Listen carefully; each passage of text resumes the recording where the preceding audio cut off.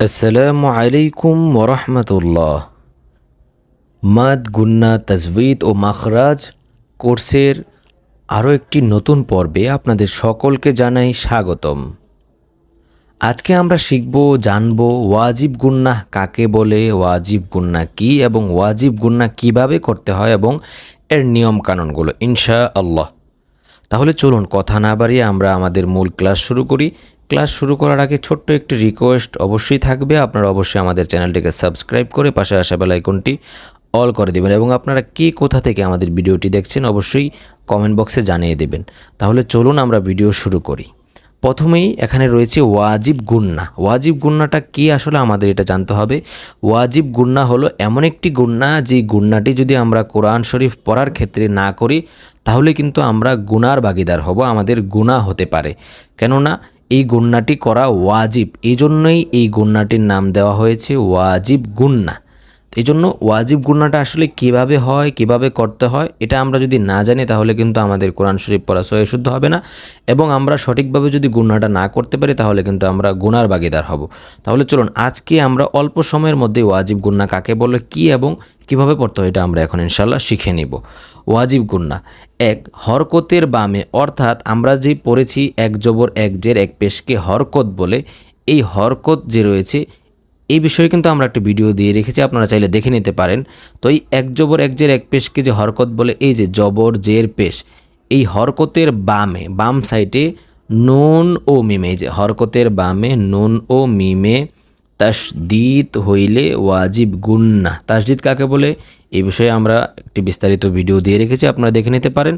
তো এই হরকতের বামে নুন এবং মিম এই দুইটা হরফে যদি তাসদিদ হয়, ভালো করে খেয়াল করবেন, হরকতের বামে এই যেখানে হরকত রয়েছে এটা জবর হোক, জের হোক অথবা পেশ হোক, যে কোনো একটি হরকতের বামে যদি নুন অথবা মিম এই দুইটি হরফে তাসদিদ আসে তাহলেই ওয়াজিব গুন্না, গুন্না করে পড়তে হবে। কিভাবে?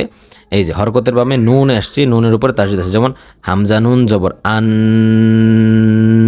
নুন জবর না, আন না। তারপরে হামজা মিম জবর আম, মিম জবর মা, আম্মা। এভাবে মূলত গুন্নাটা করতে হয়। আমি আবার বলছি, আন্না, আম্মা।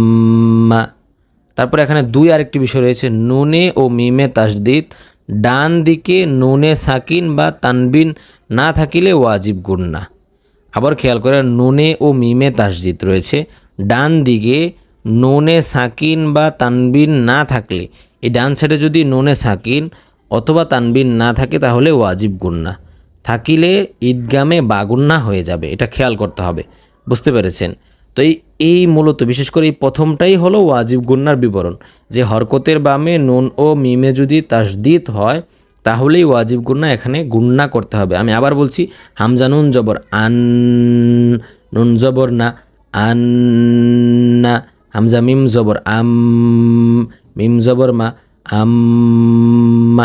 এখানে জবরের বদলে যদি জের হয়, হামজা নুন জের ইন, নুন জবর না, ইন না। হামজা মিম জের ইম, মিম জবর মা, ইম্মা। এইভাবে যতগুলো হরফ দিয়ে আপনারা চাইলে এখানে যদি হামজার বদলে অন্য কোনো একটা হরফ আসে তাহলেও গুন্না করতে হবে। বা নুন জবর বান, নুন জবর না, বান্না। বা মিম জবর বাম, মিম জবর মা, বাম্মা। এভাবে 29টি হরফের যদি শুরুতে হরকত আসে এবং হরকতের বামে নুন অথবা মিমে যদি তাসদিদ আসে তাহলে কিন্তু আমরা যে কোনো হরফে আসুক না কেন, হরকতের বামে নুন ও মিমে যদি তাসদিদ আসে তাহলে আমাদের গুন্না করতে হবে এবং এই গুন্নাটির নাম হলো ওয়াজিব গুন্না। আশা করি আপনারা খুব সহজেই বুঝতে পেরেছেন। এটা যদি আমরা একটু প্র্যাকটিস করি এবং একটু পড়ে নিই বা ভিডিওটা দু একবার যদি আমরা দেখে নিই, ইনশাআল্লাহ আশা করি আপনাদের ওয়াজিব গুন্নায় কখনো ভুল হবে না এবং সুন্দরভাবে আপনারা ওয়াজিব গুন্নাটা করতে পারবেন, কোরআন শরীফটা সুন্দরভাবে পড়তে পারবেন। আশা করি আপনারা বুঝতে পেরেছেন। যদি ভিডিওটি ভালো লাগে থাকে তাহলে অবশ্যই ভিডিওতে একটি লাইক দিয়ে দিবেন এবং অবশ্যই চ্যানেলটিকে সাবস্ক্রাইব করে পাশে আসা বেল আইকনটি অল করে রাখবেন, যেন এরকম সুন্দর সুন্দর ভিডিও আপনারা সবার আগে পেয়ে যান। এবং কে কোথা থেকে দেখছেন অবশ্যই কমেন্ট বক্সে জানাবেন। সকলে ভালো থাকবেন, সুস্থ থাকবেন। আসসালামু আলাইকুম ওয়া রাহমাতুল্লাহ।